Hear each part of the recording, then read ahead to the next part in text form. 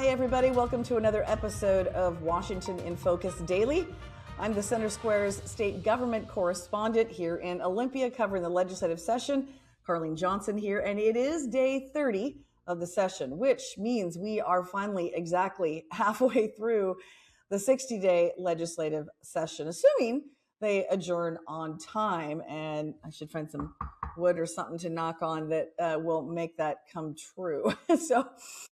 This morning, Republican leadership held a media avail, and they talked about, us being at the halfway point. In fact, there was a funny moment. Representative Chris Corey said, we're halfway there, we're living on a prayer. And then he referenced the fact that many Washingtonians are praying they can afford their bills because of the crushing tax burden. So they talked about some of the bad bills that are still moving forward, which, of course, the income tax bill is the main thing. In fact, Senator John Braun from Centralia, who is the minority lead for the Senate, he said that this is perhaps the most impactful bill in a decade in state history that they've had to consider.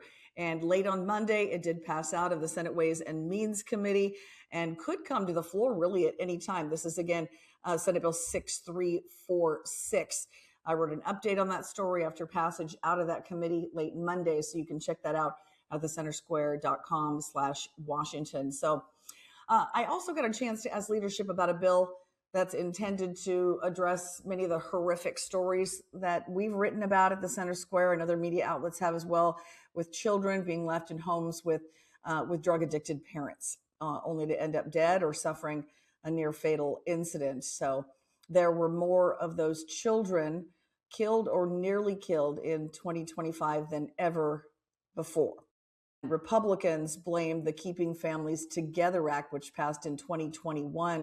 So we're going to get into that a little bit, and as well as a bill that's moving forward that Republicans contend might seem like an approach that could fix it a little bit, but they don't think it's going nearly far enough.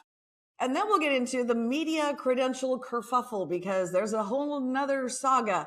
Center Square has been reporting on this going back. You may recall, if you've followed our stories and watched our podcast, this goes back to last session when our organization ran into some obstacles in getting credentialed, as if we were not a legit news organization, even though we have more than 1,400 affiliates, I believe, that now carry us. And that led to the Capitol Press Corps basically saying, we're out, we turn over responsibilities to lawmakers. Well, there's an update on all of that today.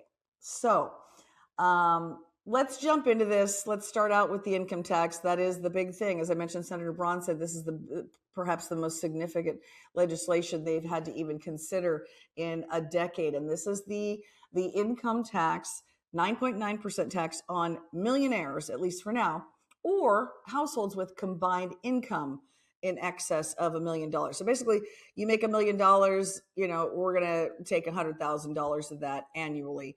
So during the Senate Ways and Means Committee hearing on Monday, Republicans offered several amendments, all rejected with very little debate from the majority. It was this will just be my word, a bit dismissive, because as each one of those was brought up,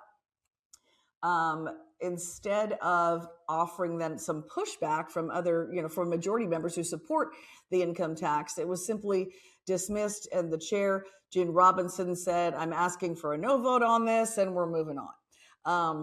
So in today's media avail with GOP member Senator Braun said, he mentioned still being very unhappy about how rushed the public hearing was last Friday.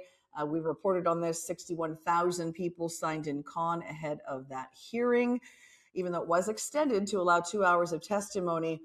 Senator Braun noted today that the testimony made it seem as if, this is an even split issue, because you had like 3 people testifying in support, 3 people testifying against, 3 more in support, 3 against, when that's not at all the way the sign-ins went, just based on the sign-ins. You had about 61,000 signed in con. And I think when the hearing began on Friday, it was about 15,000 that were signed in support of the bill that Democrats are calling the millionaire's tax.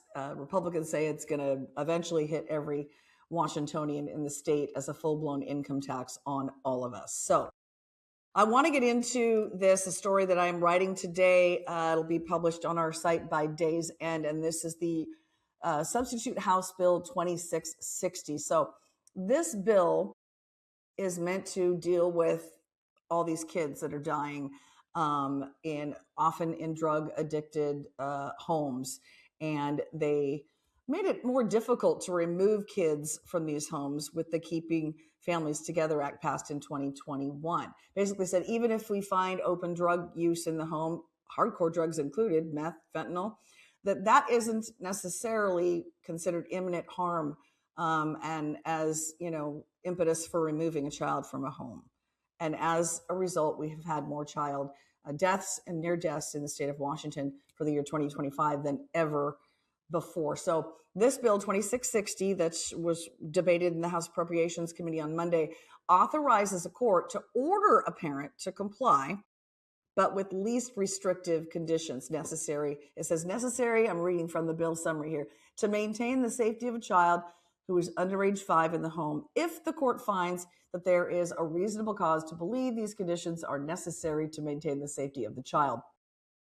The problem, according to opponents, is that the bar is so high for removal of a child to the point that even, as I mentioned, that open air drug use is not often enough to remove a child. And we've had social workers, we've had judges, prosecutors begging lawmakers to fix this so that we can save kids' lives. So the contention here from opponents, including Representative Travis Couture, is that we're not going nearly far enough. In fact, as he put it, this bill is about putting lipstick on a pig.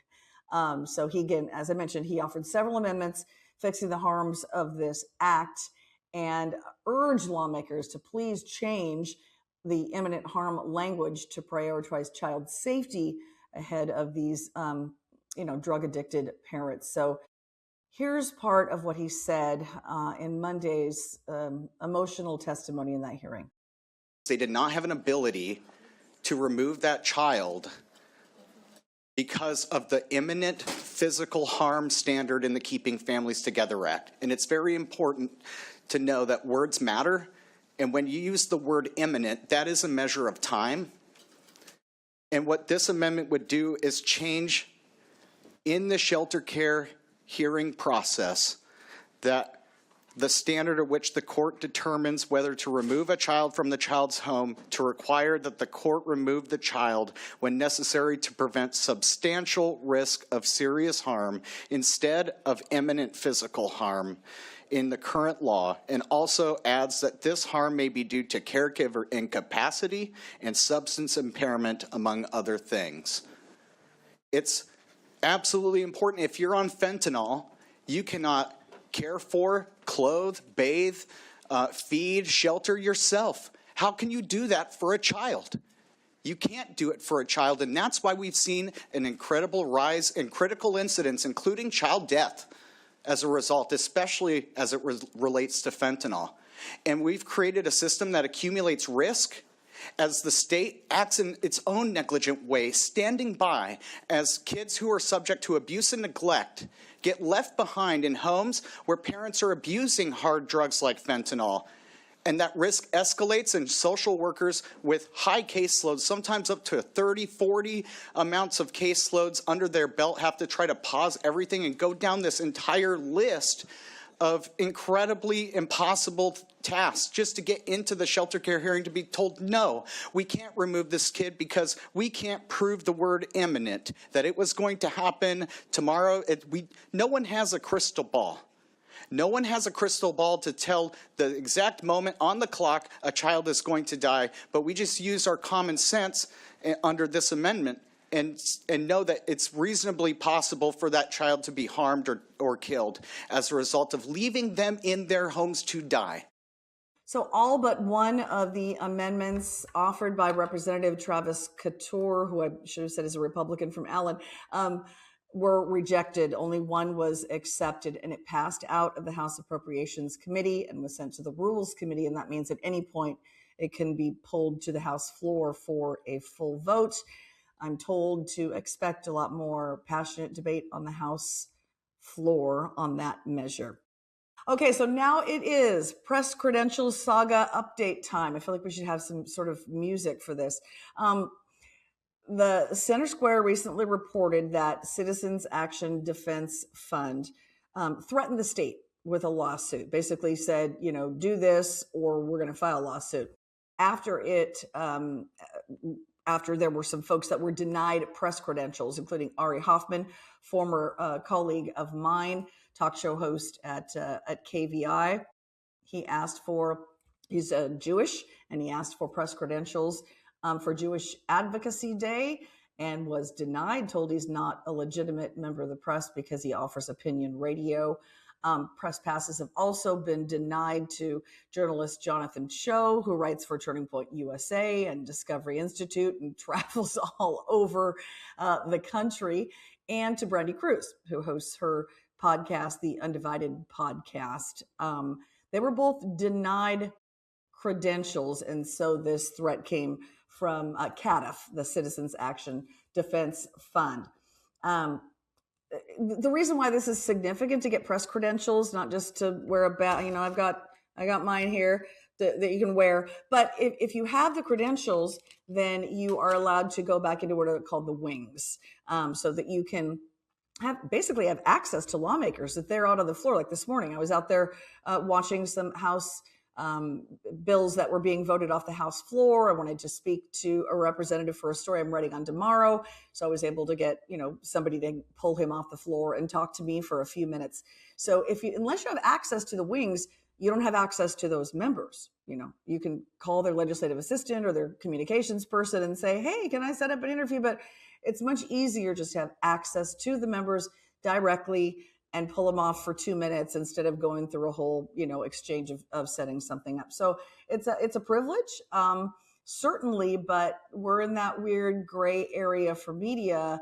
Who's legit, who's not? Associated Press, some say more irrelevant now than they used to be, right? You've got groups like the Seattle Times, Everett Herald. They can bring in multiple people to be credentialed, and yet you have these independent journalists who are not being given the privilege of access to lawmakers. So there's some pushback on that today.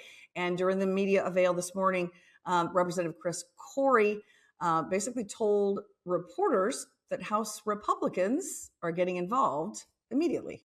There has been a lot in the media recently about people getting denied passes to the House wings to cover us in Olympia. And our philosophy, Representative Stokesbury and I in our caucus, is if you want to come down and cover us, you should be here. More transparency is great. Left, right, or center, we don't particularly care. If you're covering what's going on in the legislature, we think you have a right and a responsibility to be down here. We've heard from some media that have been denied press passes. So while we're working to address that on the institution level at the House, we're going to take action as House Republicans. Stay tuned later today. We're going to have a press release on it, but I'll give you the first preview here. The House Republicans are going to be issuing our own media credentials. This is not, you have to be a Republican or have to agree with us in order to be here. We want people covering Olympia, talking about what we're doing, because this affects everyone from, deep blue Seattle to incredibly rural Toppenish, right? And red Toppenish. These are things that matter to us, and we want to make sure whether you get your news from traditional media or from new media sources that people are here covering you. So we're going to have more information on that, but we want people down here. So the House Republicans are going to take the lead to make sure that if people want to cover what's going on the House floor, what's going on in Olympia, that they're there. And my colleague TJ Martinell has written about this week, the credential kerfuffle, as I like to say it, just because it's alliterative. So I'd encourage you to check out his story at thecentersquare.com/Washington. I'll be bringing you updates as soon as House Republicans come out with their release, which is expected later today on just exactly what they're going to do. But my sense is that, folks like Ari Hoffman, Jonathan Cho, Brandy Cruz will have access, at least House Republican side, not the Democratic side, for the wings, but they'll at least have access to those lawmakers. So that's it for today. The income tax, the credential kerfuffle, and then this bill that hopes to save kids' lives. This is an issue I've written about extensively over the last couple of years at the Center Square, and I'm going to follow this one closely. There are a couple of other pieces of legislation I didn't mention in this podcast that are other efforts to sort of get at this hugely important issue. So stay tuned for more on that. And the Seahawks are at the Capitol today, and I got invited to go back in the Senate wings and meet some of these guys, but I'm so dedicated to my craft here with you all that I am recording the podcast for today instead of meeting the Seahawks. But man, they won the Super Bowl, so that was pretty cool. All right, until tomorrow, thanks for watching another episode of Washington in Focus Daily. I'm Carleen Johnson with the Center Square. Have a great day.